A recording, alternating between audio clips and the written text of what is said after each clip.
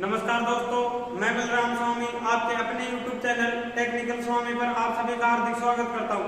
दोस्तों, कल के वीडियो में हमने ट्रांसफार्मर का वर्किंग प्रिंसिपल के बारे में पढ़ा।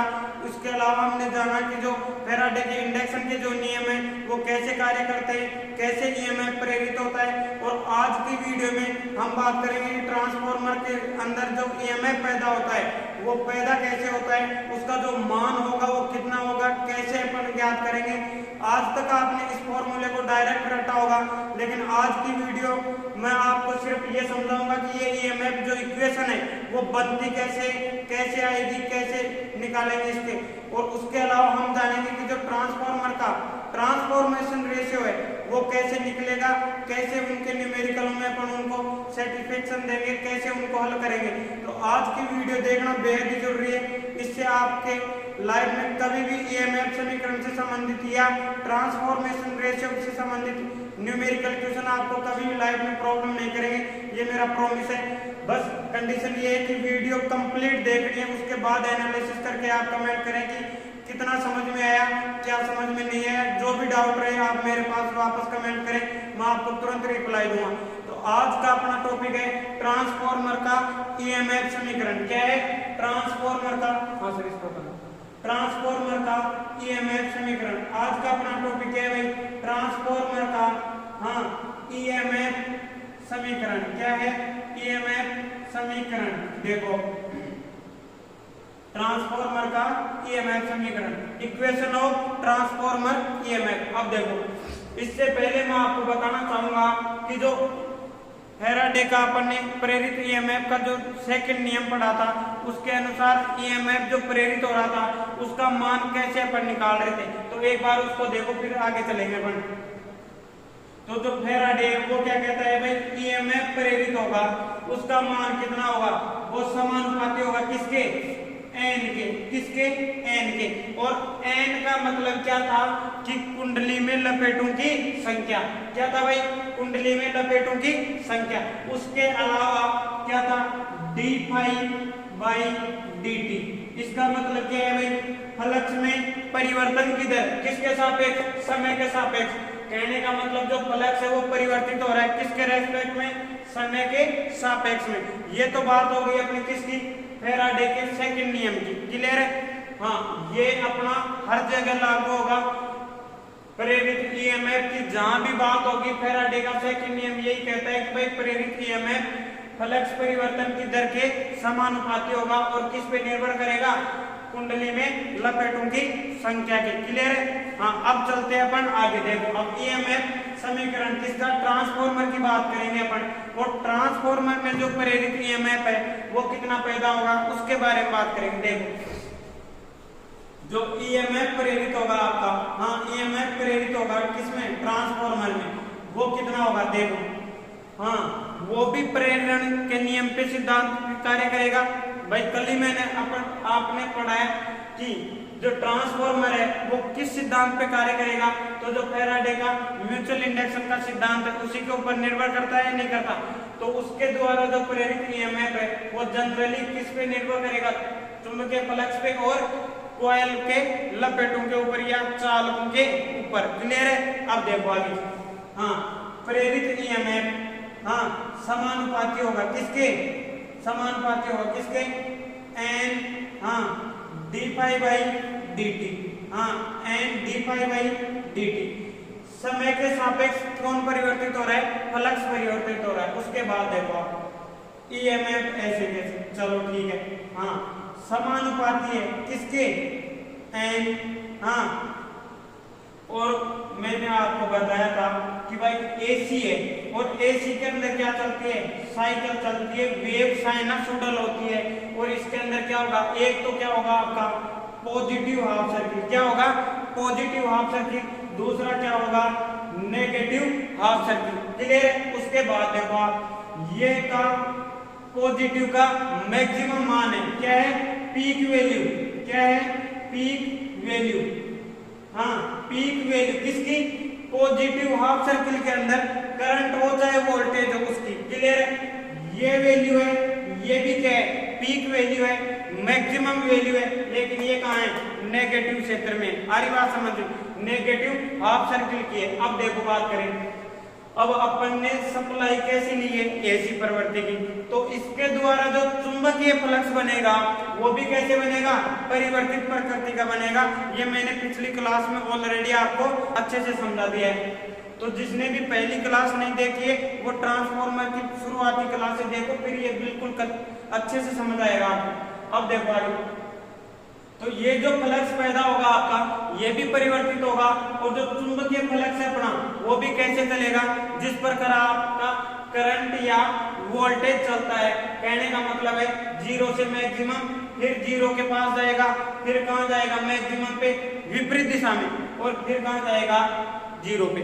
कहने का मतलब क्या है कि आपका जिस प्रकार सर्किट में करंट बदलेगी उसी प्रकार कौन बदलेगा, फ्लक्स बदलेगा। भाई ये समझ आया नहीं है, क्यों, क्योंकि जैसे मान लो ये कोई क्या है, कुंडली है, क्या है, कुंडली।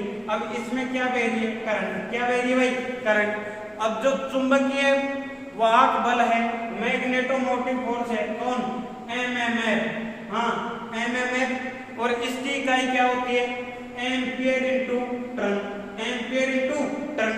हाँ टर्न है हमारे पास, अगर करंट जीरो तो चुंबकीय वाहक बल जीरो, और जो चुंबकीय फ्लक्स है वो क्या होता है यहाँ पर, एमएमएफ बटे आरएम, हाँ मैग्नेटोमोटिव फोर्स बटे रिलक्टेंस। भाई रिलक्टेंस का मतलब क्या है, चुंबकीय परिपथ में जिस प्रकार अपना वैद्युतिक परिपथ में क्या होता है, प्रतिरोध। भाई इसकी इलेक्ट्रिकल सर्किट से तुलना करो, आप देखो I बराबर क्या होता है अपना V बटे आर, हाँ V बटे आर। तो इसमें चुंबकीय परिपथ में क्या होता है, V के जगह एमएमएफ, ठीक है, R की जगह रिलक्टेंस, I की जगह फ्लक्स। क्लियर है। अब देखो आगे, तो जब एमएमएफ का मान जीरो तो आरएम का मान चाहे जो हो क्या आएगा, अपना मान जीरो, और जब आरएम क्या रहेगा, फिक्स। क्यों, क्योंकि इसके अंदर कुंडली के का क्या, कुंडली के लपेटों की संख्या फिक्स है, इसका जो इंडक्टेंस है वो भी लगभग स्थिर रहेगा, इसका रेजिस्टेंस है वो भी स्थिर रहेगा। तो मेन जो फोकस है अपना समझने वाली बात किस पे है, एमएमएफ पे।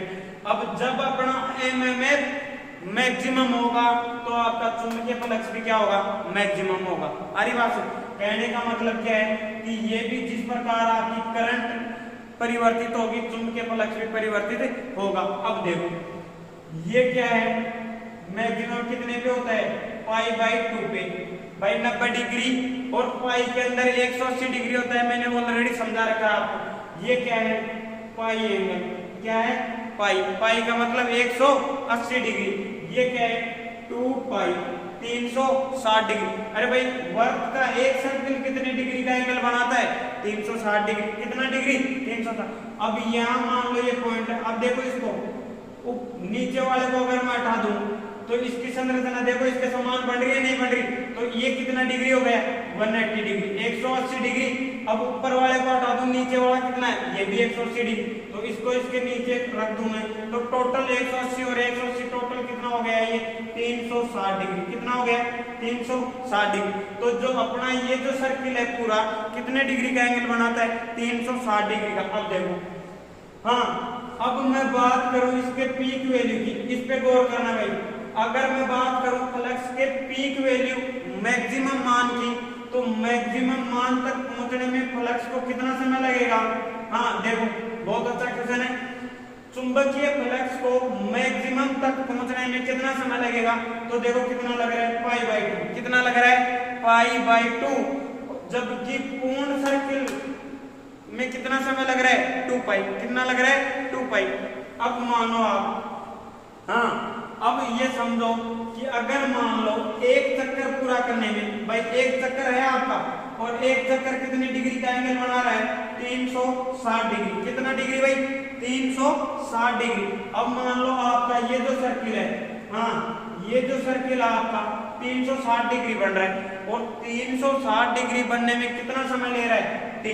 कितना समय ले रहा है भाई, टी समय ले रहा है। कितना समय ले रहा है, टी समय ले रहा है। हाँ तो आप मेरे को ये बताओ कि ये मैक्सिमम मान लेने में कितना समय लेगा, तो ये 2 पाई समय संपूर्ण चक्कर में, और ये कितना ले रहा है मैक्सिमम मान के लिए π/2। अब इसकी और इसकी आप तुलना करें तो देखो 2π का, हाँ 2π को मैं गुणा करूं अगर 1/4 से, किससे 1/4 से, तो क्या आएगा भाई π/2 आएगा या नहीं आएगा। हाँ इसका मतलब क्या है कि पूर्ण चक्कर में जो समय लगेगा उसको पीक वैल्यू तक पहुंचने में उसका क्या लगेगा 1/4 समय लगेगा। क्या लगेगा 1/4 समय लगेगा।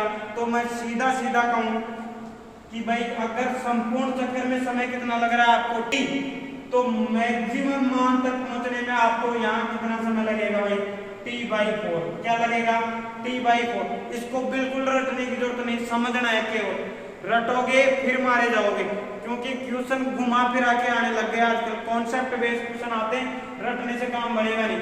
दोबारा समझो, देखो अगर संपूर्ण चक्कर को प्राप्त करने में कितना समय लग रहा है 2π, क्लियर है, मैक्सिमम तक पहुंचने में π/2।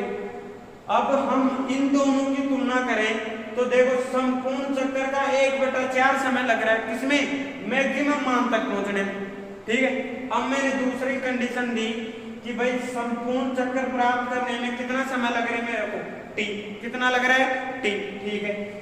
तो मैक्सिमम मान तक पहुंचने में कितना समय लगेगा, तो t का 1/4 कर दो। क्या कर दो, t का 1/4 कर दो, तो t/4 समय लगेगा नहीं लगेगा, इतना क्लियर है सभी के। हाँ t/4 समय लगेगा, इतना क्लियर है। हाँ अब फ्लक्स में कौन सा लूंगा भाई, यहाँ ये क्या है आपका फ्लक्स, और ये जो फ्लक्स है आपका ये क्या होगा मैक्सिमम, क्या है मैक्सिमम फ्लक्स होगा। और अब हम बात करेंगे किसकी, मैक्सिमम फ्लक्स को लेके। तो जो ईएमएफ समीकरण है आपका, ईएमएफ है, हाँ वो पहले तो किसके समानुपाती था d∅/dt के। अब मैं बात करूं फ्लक्स की तो n ऐसे कैसे रहेगा, और हम अब परिवर्तन समय के सापेक्ष लेंगे तो एक कंडीशन को माना है अपने, किसको मैक्सिमम कंडीशन को, तो समय कौन सा लेंगे मैक्सिमम का लेंगे, किसका लेंगे मैक्सिमम कंडीशन का। तो जो चुंबकीय फ्लक्स है आपका वो क्या है आपका, हमने क्या लिया है मैक्सिमम चुंबकीय फ्लक्स, क्या लिया है भाई मैक्सिमम चुंबकीय फ्लक्स लिया है, ठीक है, इतना समझा है। उसके बाद देखो हाँ तो समय कितना लगा मैक्सिमम समय, चुंबकीय फ्लक्स जब मैक्सिमम हो तो इस कंडीशन के लिए समय कितना लगा अपने को t/4। क्या लगा भाई t/4, कितना लगा t/4। अब देखो ईएमएफ समीकरण, हाँ ईएमएफ समानुपाती n ऐसे कैसे आपका, हाँ ये जो 4 है ये कहाँ चला जाएगा ऊपर, और ये क्या हो जाएगा आपका 5, अच्छा ये थोड़ा नीचे रख देता हूँ इसको। हाँ ईएमएफ आपका, ईएमएफ समानुपाती होगा n ऐसे कैसे आपका चुंबकीय फ्लक्स गुणा में ऐसे कैसे, और ये जो 4 है ये कहाँ चला जाएगा ऊपर, तो गुणा 4/t। हाँ भाई ये समझ आया नहीं है, चुंबकीय फ्लक्स कौन सा ले रहे हैं मैक्सिमम, क्लियर है, इतना समझ आया। तो जो मैक्सिमम की चुंबकीय फ्लक्स ले रहे हैं तो समय भी कौन सा लेंगे, उसी का लेंगे जो उसको प्राप्त करने में लग रहा है। तो मैक्सिमम फ्लक्स प्राप्त करने में कितना समय लग रहा है t/4। तो मैंने क्या किया है कि ऐसे कैसे फाई की जगह क्या रखा है मैक्सिमम, और इसके द्वारा जो लगा गया समय t क्या रखा है मैंने t/4, कुछ भी नहीं किया मैंने। फ्लक्स d∅/dt था उसकी जगह क्या लिया फ्लक्स मैक्सिमम फ्लक्स लिया है, क्या लिया है मैक्सिमम फ्लक्स लिया है, और t के स्थान पे वो समय लिया है जो इस मैक्सिमम फ्लक्स को प्राप्त करने में लगता है, और कितना लग रहा है t/4 समय लग रहा है। चलो मैंने ऐसे कैसे रखा है, क्लियर है। अब देखो आगे होगा क्या, अब देखो हाँ आगे क्या है कि भाई ये इतना पिक्चर आपके क्लियर हुई। उसके बाद देखो आप हाँ ईएमएफ प्रेरित, हाँ प्रेरित ईएमएफ समानुपाती, हाँ n ऐसे कैसे 5 मैक्सिमम इंटू 4/t। अब देखो इस t की क्या कहानी है भाई, t के समय अंतराल, क्या है समय अंतराल, और इसको अपन अब फ्रीक्वेंसी f बराबर क्या होता है 1/t, जो आवर्ती है आवर्त काल के व्युत्क्रमानुपाती होती है, f बराबर होता है 1/t। तो t बराबर क्या होगा भाई, t बराबर क्या होगा 1/f, क्या होगा 1/f, t बराबर क्या होगा 1/f। अब t के स्थान पे हम क्या रख दे f, क्या रख दे f भाई। अगर t बराबर क्या है 1/f है तो t के स्थान पे मैं क्या रख सकता हूँ 1/f। तो आगे देखो EMF, हाँ EMF प्रेरित बराबर n फाई मैक्सिमम इंटू 4, ऐसे कैसे बटे, हाँ बटे t के स्थान पे क्या रखना है 1/f, क्या रखना है 1/f, क्या रखना है 1/f, हाँ 1/f। एक बार इसका स्क्रीनशॉट लो, फिर इसको रब करके फिर आगे समझाएंगे अपन। हाँ अब देखो आगे जो अपना फ्रीक्वेंसी आपकी वो क्या लग रही है 1/f। अब देखो ये जो f है ये भी क्या है भाग में। अब जब किसी भी भाग के संख्या में भाग के भाग में कोई संख्या होती है तो वो कहां चली जाएगी ऊपर, कहां चली जाती है ऊपर। चलो EMF प्रेरित, हाँ EMF प्रेरित, हाँ बराबर, हाँ EMF प्रेरित बराबर या समानुपाती, क्या समानुपाती या बराबर। भाई समानुपाती नियतांक अपन के मानेंगे उसको एक मानेंगे, ठीक है, उसका कोई चक्कर नहीं। अभी देखो आप E प्रेरित बराबर क्या है आपका n फाई मैक्सिमम इंटू 4, हाँ ये f कहां चला जाएगा ऊपर गुना f। इतना समझ आया, चलो ठीक है। अब ये जो EMF है वो कौन सा है आपका एवरेज EMF, कौन सा है औसत EMF। ये कौन सा EMF है आपका औसत EMF, कौन सा EMF है भाई औसत EMF, हाँ समानुपाती है कितना 4 गुना हाँ n phi maximum into f, क्या है 4 गुना n phi maximum into f, इसको गुना, ठीक है। अब देखो आप ये कौन सा EMF आपका एवरेज है औसत EMF है। अब मैंने आपको बताया था कि जो साइनसोइडल AC है उसके लिए फॉर्म फैक्टर का मान क्या होता है भाई। किसकी बात आ गई है फॉर्म फैक्टर की बात आई। तो देखो एक बार फॉर्म फैक्टर का आप फॉर्मूला देखो, हाँ फॉर्म फैक्टर, फॉर्म फैक्टर और फॉर्म फैक्टर बराबर क्या होता है भाई, हाँ RMS, हाँ RMS बटे एवरेज, क्या होता है भाई RMS बटे एवरेज। और इसका मान साइनसोइडल AC के लिए कितना होता है 1.11, कितना होता है 1.11, ये फिक्स है, क्लियर है। अब देखो आप अब जो AC के जितने भी वैद्युतिक उपकरण है मापक यंत्र हैं वो कौन सी राशि को मापते हैं RMS को। कहने का मतलब क्या है कि हमारे जितने भी मीटर हैं वो हमारे को जो AC का मान माप के देते हैं वो कौन सा मान होता है RMS। लेकिन अभी तक तो अपना जो EMF प्रेरित हो रहा है वो हमारा कौन सा था एवरेज था।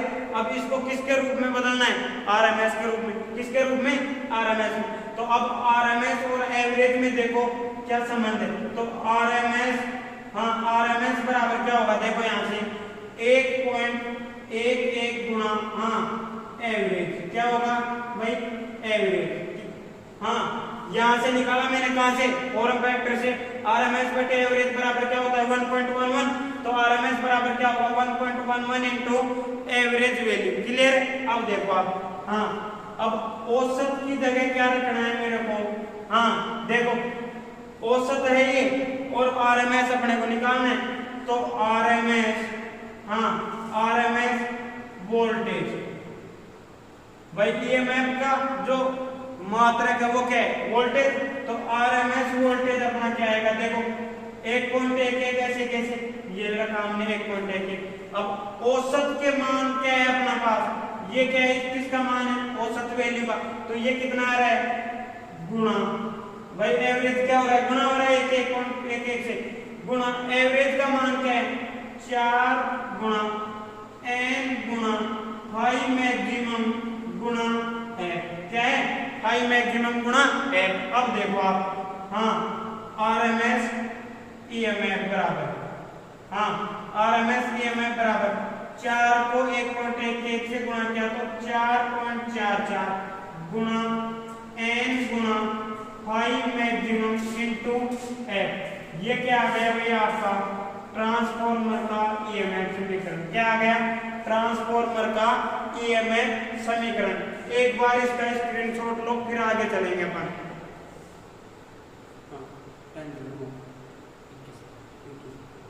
हाँ, अब देखो आप एक बार इसको हल्का सा दोबारा समझो, डेरिवेशन है, इसको एक बार दोबारा देखो आप। हाँ, प्रेरित ईएमएफ था, फैराडे का सेकंड लॉ क्या कहता है कि जो प्रेरित ईएमएफ है वो समानुपाती होता है N D phi by D T के। क्लियर? ठीक है। फिर हमने क्या लिया कि जो एन है वो तो ऐसे कैसे टर्नों की संख्या है। ठीक है।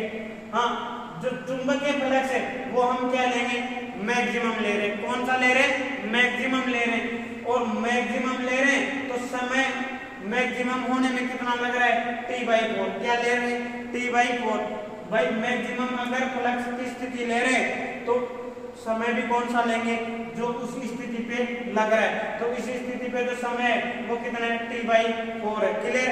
उसके बाद देखो आप ईएमएफ समानुपाती एन फाई मैक्सिमम ऐसे कैसे टी, और ये 4 कहाँ चला गया? ऊपर। तो ये कहाँ गया? गुणा में। उसके बाद देखो आप ये मैंने ऐसे इसको ऊपर उतारा है।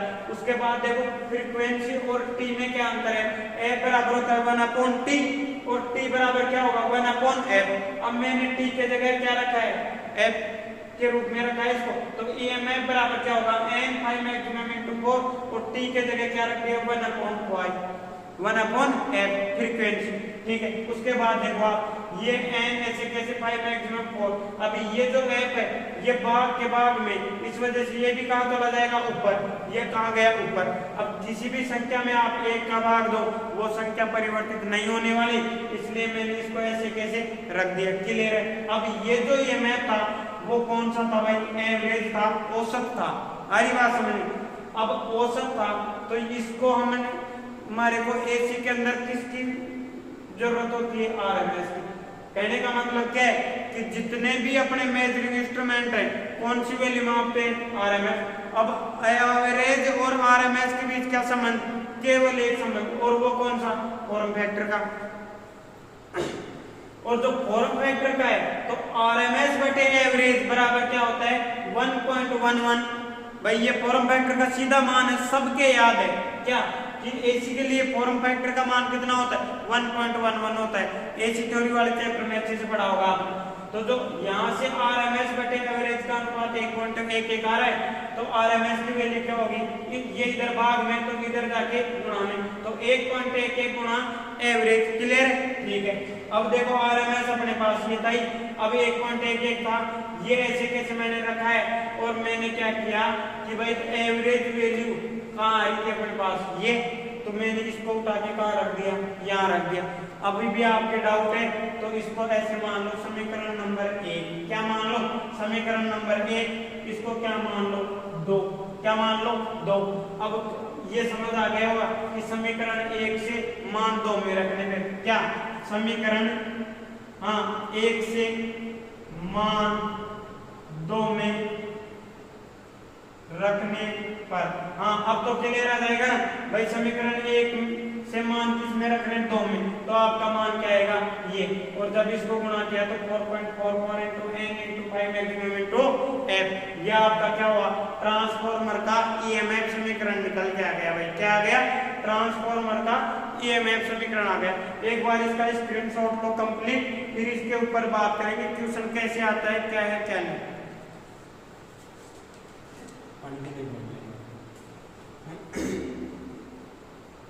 अब देखो भाई, अब इसमें मेन चीज क्या है कि जो ट्रांसफॉर्मर है आपका, जो ट्रांसफॉर्मर आप बना रहे हो भाई, उसमें अब सबसे मेन फैक्टर इसका ये रहता है कि जब भी न्यूमेरिकल आएगा तो वो ये देखता है कि इसमें कांस्टेंट चीजें क्या हैं। ठीक है, तो उनको तो वो क्या कर देता है? छोड़ देगा अपने को भाई, उनको तो क्या है? अपने को छोड़ना है। अब जो रिलेशन निकलेगा वो किस किस के बीच निकलेगा उसके बारे में थोड़ी सी डिटेल में बात करेंगे अपन। ठीक है। अभी देखो जो ईएमएफ का अपने पास समीकरण निकल के आया, ईएमएफ का वो क्या है भाई? ईएमएफ का समीकरण क्या है अपने पास? 4.44 into 5 maximum into n into f। अरे भाई यही तो आया। अब देखो आप रिलेशन कैसे फाउंड आउट करते हैं इनके बीच। अभी मान लो आपने क्या किया, ट्रांसफॉर्मर को बनाया, क्या किया है, ट्रांसफॉर्मर को बनाया।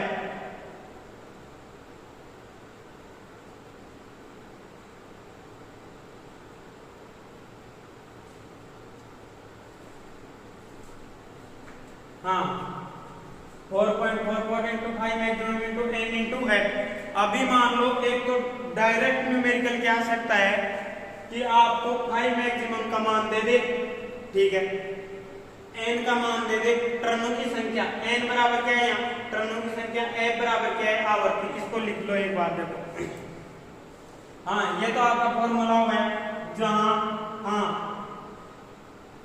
n बराबर टर्नों की संख्या, n बराबर क्या है, टर्नों की संख्या, a बराबर क्या है आपकी आवर्ती, क्या है आवर्ती, और टर्नों की संख्या हमेशा संख्या में लेंगे, आवर्ती किस में लेंगे, हर टर्म में, किस में लेंगे, हर टर्म में। उसके बाद क्या है 5 मैक्सिमम, क्या है 5 मैक्सिमम, और 5 मैक्सिमम का मान किस में लेंगे भाई अपन, 5 मैक्सिमम का मतलब है अधिकतम चुंबकीय फ्लक्स घनत्व, क्या है अधिकतम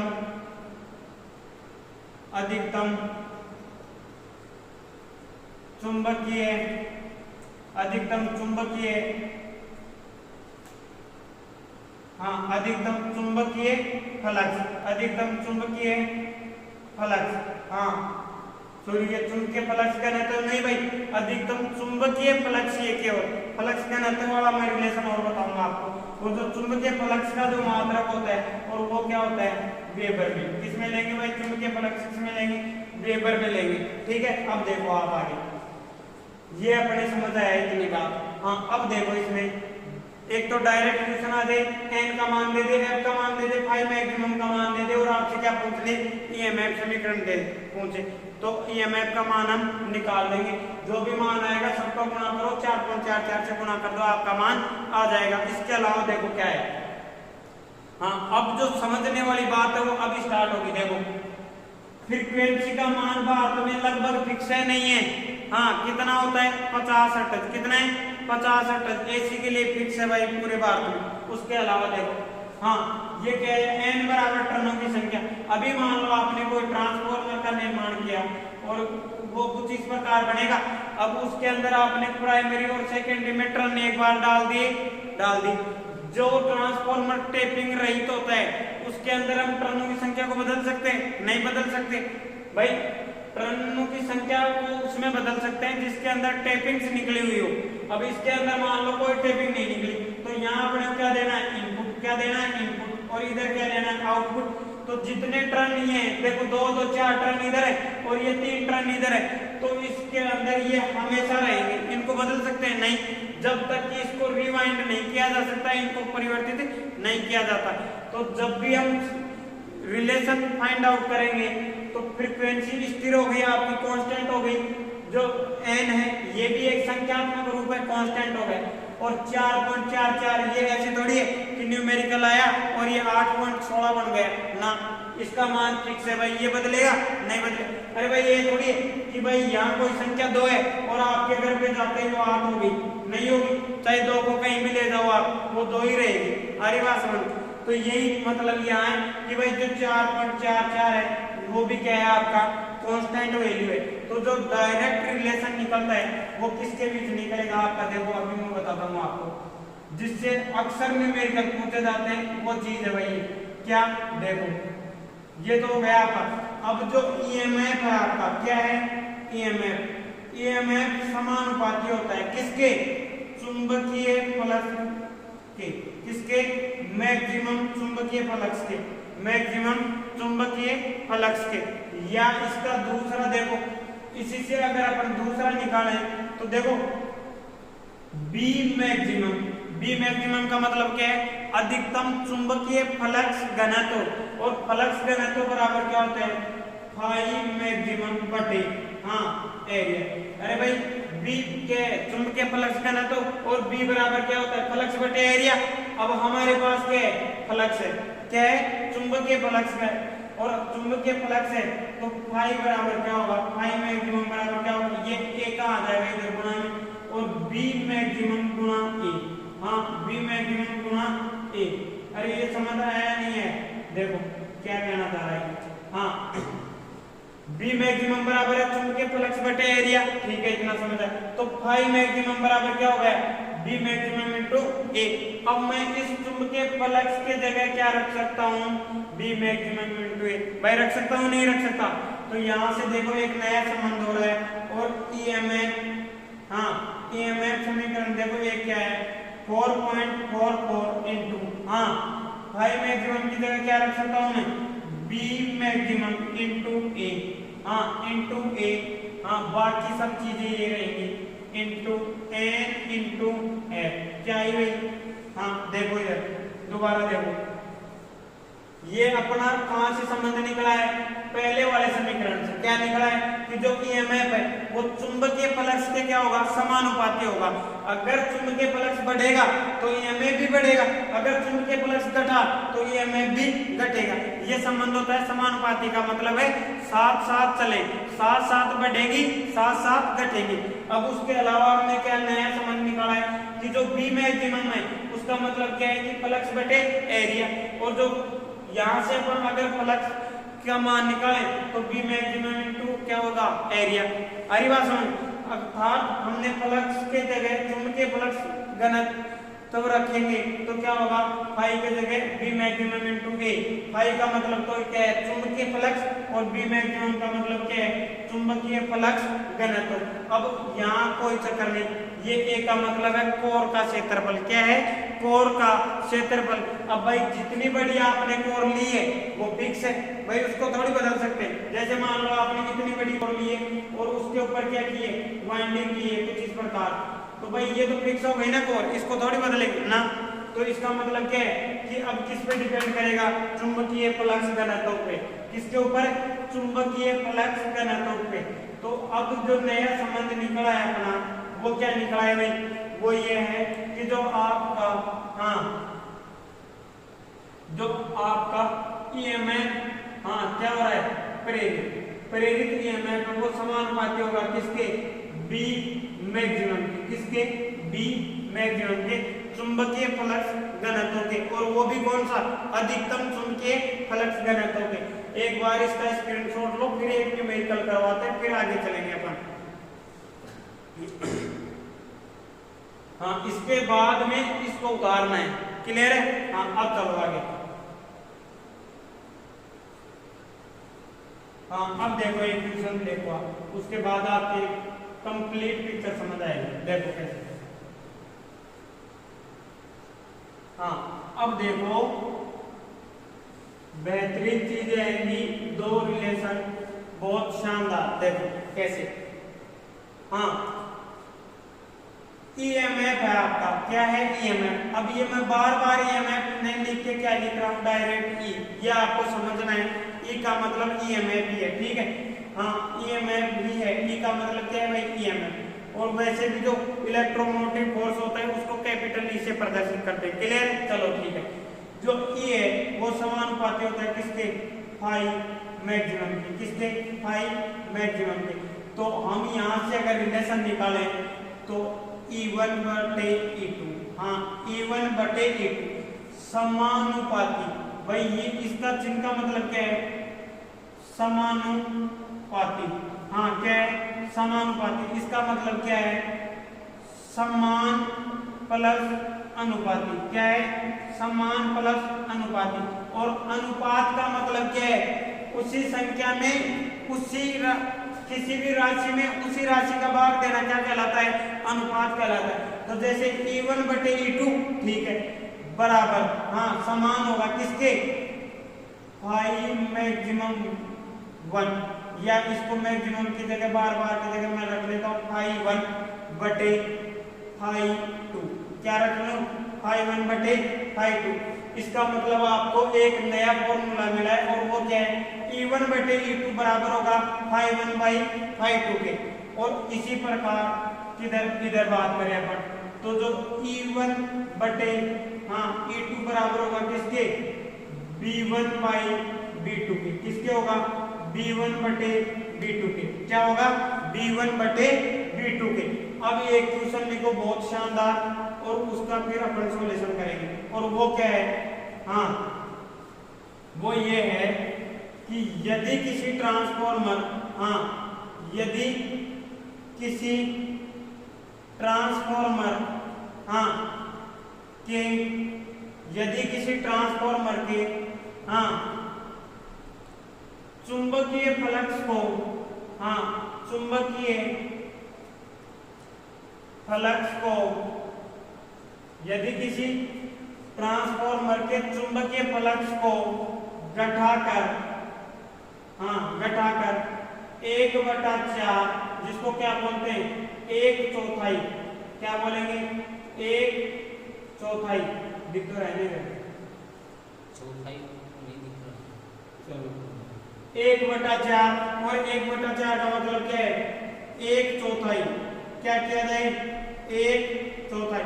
न्यूमेरिकल में ध्यान रखना भाई, ये वर्डों का बहुत बड़ा खेल रहता है। ये 1/4 मैंने समझाने के लिए दिया है, वरना डायरेक्ट आपको क्या दे सकता था 1/4, या आपको समझना है 1/3 का मतलब है 1/3, 1/4 का मतलब है 1/4, 2/3 का मतलब होता है 2/3। क्लियर, यह आपको समझ आना चाहिए। चलो 1/3 का मतलब है 1/3, तो 1/4 पूछ रहा है, इसका मतलब है 1/4। तो चुंबकीय फ्लक्स को घटाकर कितना कर रहा है 1/4 किया जाता है, किया जाता है। तो ट्रांसफॉर्मर के ईएमएफ पर क्या प्रभाव पड़ेगा, हाँ ट्रांसफॉर्मर के ईएमएफ पर क्या प्रभाव पड़ेगा।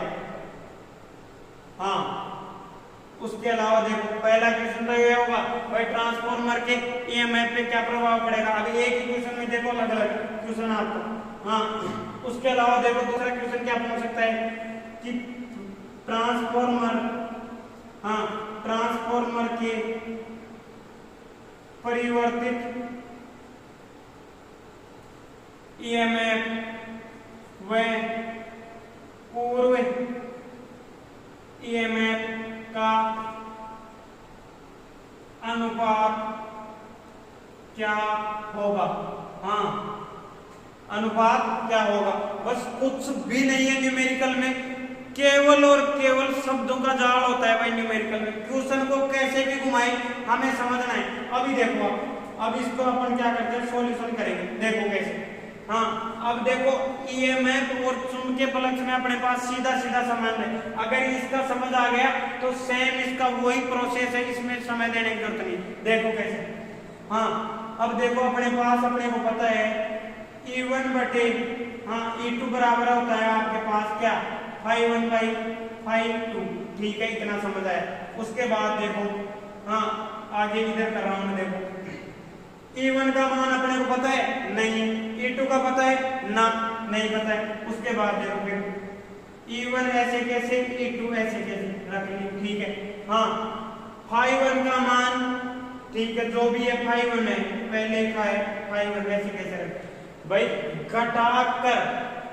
अब सबसे बड़ा कंफ्यूजन कहाँ होता है कि लड़के क्या समझते हैं भाई ∅1 है या ∅2, किसको 1/4 कर रहा है, तो ∅2 का मान कम होगा। क्या होगा भाई ∅1 को घटाकर कर रहा है, इसका मतलब कम कौन होगा ∅2।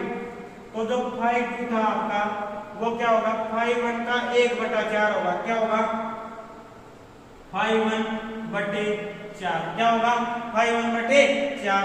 तो ये ऐसे कैसे मैं अगर आगे लिखूं इसको तो E1/E2 बराबर, हाँ क्या होगा ये 4 कहां चला जाएगा ऊपर, तो 4 ∅1 ∅1।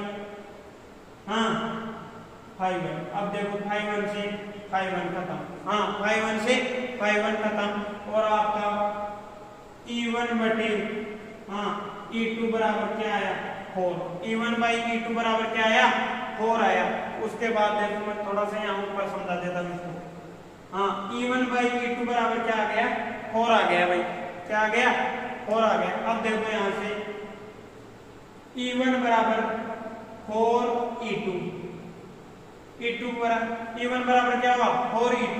तो पहला जो अपना क्वेश्चन था वो क्या था कि ट्रांसफॉर्मर के EMF पर क्या प्रभाव पड़ेगा, तो इसका आंसर क्या हो जाता अपना E2 का मान क्या होगा, तो E2 बराबर क्या होगा, देखो ये 4 इधर गुणा में इधर आके भाग में 1/4 E1, हाँ 1/4 गुणा E1।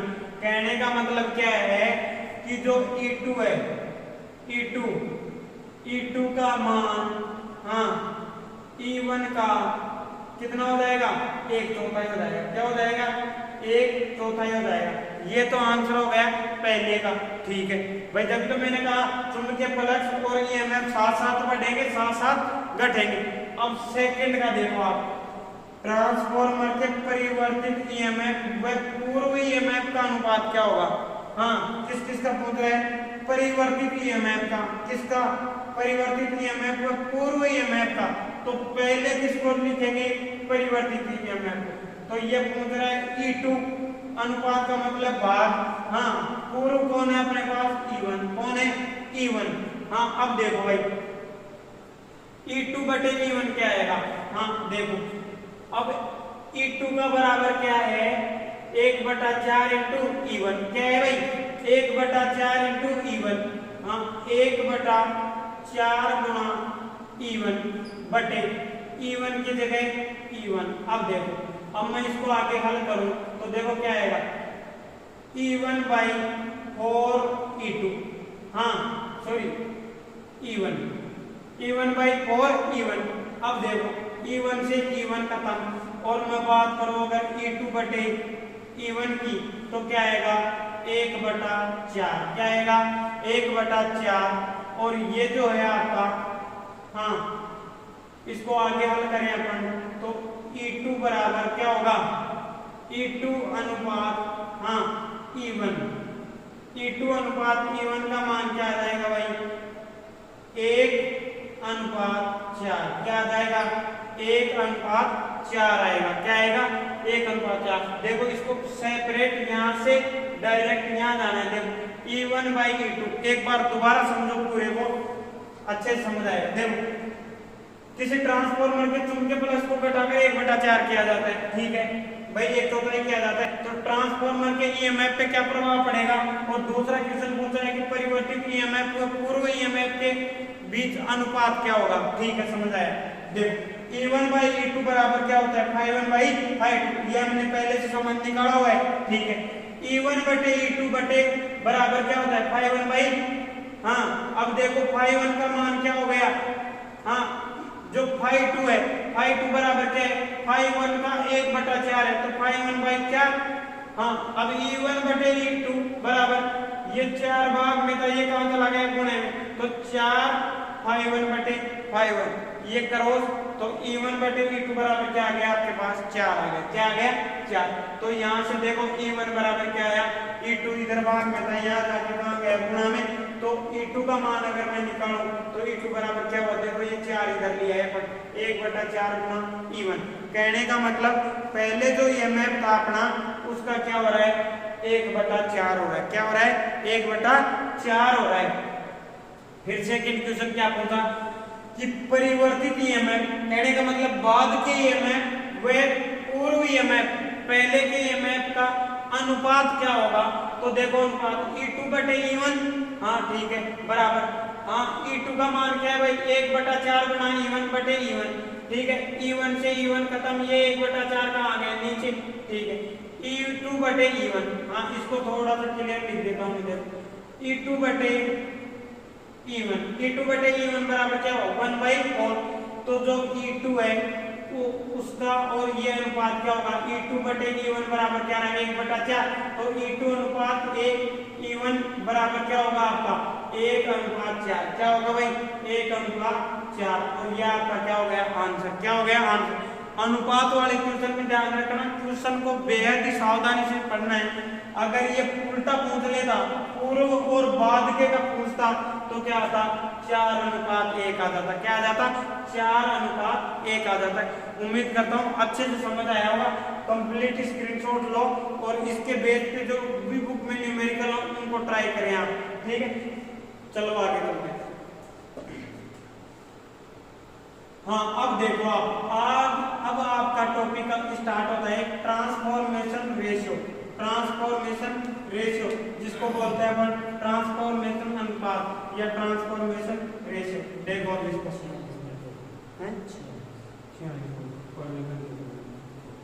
हाँ अब देखो ट्रांसफॉर्मेशन अनुपात क्या है भाई। हो सकता है वीडियो थोड़ी लंबी हो जाए, लेकिन इस वीडियो से आपको जरूर लाइफ में कुछ ना कुछ बहुत अच्छी चीजें सीखने को मिलेंगी, ये मेरा वादा है आपसे। वीडियो कंप्लीट देखे ऐसे नहीं, अभी आप देखना जो ट्रांसफॉर्मेशन अनुपात है उसके अंदर भी आपको कुछ ना कुछ नया मिलेगा सीखने को। देखो हाँ ट्रांसफॉर्मेशन रेशियो, ट्रांसफॉर्मर का अनुपात या रेशियो, अनुपात या हाँ क्या कहेंगे इसे, ट्रांसफॉर्मर रेशियो, ट्रांसफॉर्मर रेशियो। देखो हाँ फर्स्ट क्लास में मैंने क्या बताया था कि जो ट्रांसफॉर्मर होता है अपना उसके अंदर पावर और फ्रीक्वेंसी दोनों क्या रहती है, कांस्टेंट रहती है। क्या रहती है, कांस्टेंट रहती है, नियत रहती है, स्थिर रहती है।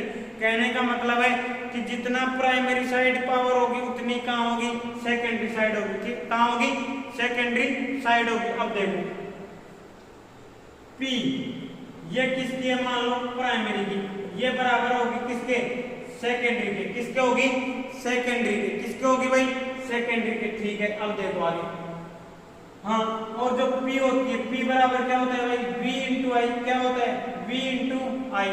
क्या होता है, V इंटू आई। अब प्राइमरी की पावर है तो प्राइमरी का क्या होगा, EMF। क्या होगा, प्राइमरी का EMF इंटू हाँ प्राइमरी की करंट। क्या होगी, प्राइमरी की करंट। उसके बाद देखो हाँ सेकेंडरी का EMF, सेकेंडरी का EMF इंटू हाँ सेकेंडरी की करंट। क्या है, सेकेंडरी की करंट है। अब देखो आप जो प्राइमरी का EMF है अपने पास, प्राइमरी EMF की मैं बात करूं ट्रांसफॉर्मर में तो अभी अपन ने फॉर्मूला पढ़ा है 4.44 इंटू हाँ हाई मैक्सिमम इंटू एफ। इतना फिक्स है, ठीक है। अब प्राइमरी की बात हो रही है तो इसके अंदर जो टर्न लेंगे वो किसके लेंगे, प्राइमरी के। किसके लेंगे भाई, प्राइमरी के। और जो सेकेंडरी का EMF है उसके अंदर क्या लेंगे, ये सेकेंडरी के टर्न लेंगे। ये 4.44 into high maximum into F into हाँ टर्न है वो किसके लेंगे, सेकेंडरी के लेंगे। किसके लेंगे, सेकेंडरी के लेंगे। अब यहाँ इनका क्या रखेंगे, मान। देखो या पहले क्या करें हम, इसके एक बार EMF का जो है इनको एक एक को सेपरेट करो, वोल्टेज को एक तरफ और करंट को एक तरफ। तो जब मैं इस EMF को इधर लाऊं या इसको उधर ले जाऊं तो देखो होगा क्या, करंट को कहां भेज दो, इधर। हाँ EP इंटू IP बटे IS। हाँ प्राइमरी की करंट बटे सेकेंडरी की करंट बराबर क्या होगा, सेकेंडरी का वोल्टेज। हाँ अब प्राइमरी की करंट बटे सेकेंडरी करंट बराबर क्या होगा, सेकेंडरी का EMF बटे प्राइमरी का EMF। हाँ और यही आपका क्या कहलाता है, ट्रांसफॉर्मेशन रेशियो कहलाता है। और जिसे प्रदर्शित करते हैं K से। किसे प्रदर्शित करेंगे, K से। अब उसके आगे देखो क्या होगा, देखो ये अपने समझ आया ना, ठीक है। अब सेकेंडरी का EMF क्या है, देखो यहाँ से 4.44 into 5 maximum into F into हाँ सेकेंडरी की टर्न। क्या है, सेकेंडरी की टर्न बटे हाँ प्राइमरी का EMF है, प्राइमरी का EMF ये रहा। तो प्राइमरी का EMF 4.44 इंटू हाँ 5 मैक्सिमम इंटू एफ इंटू हाँ प्राइमरी के टर्न। अब देखो 4.44 से ये खत्म, 5 से 5 मैक्सिमम खत्म, एफ से एफ खत्म। कहने का मतलब अब बचा क्या अपने पास, NS बटे NP। क्या बचा, NS बटे NP।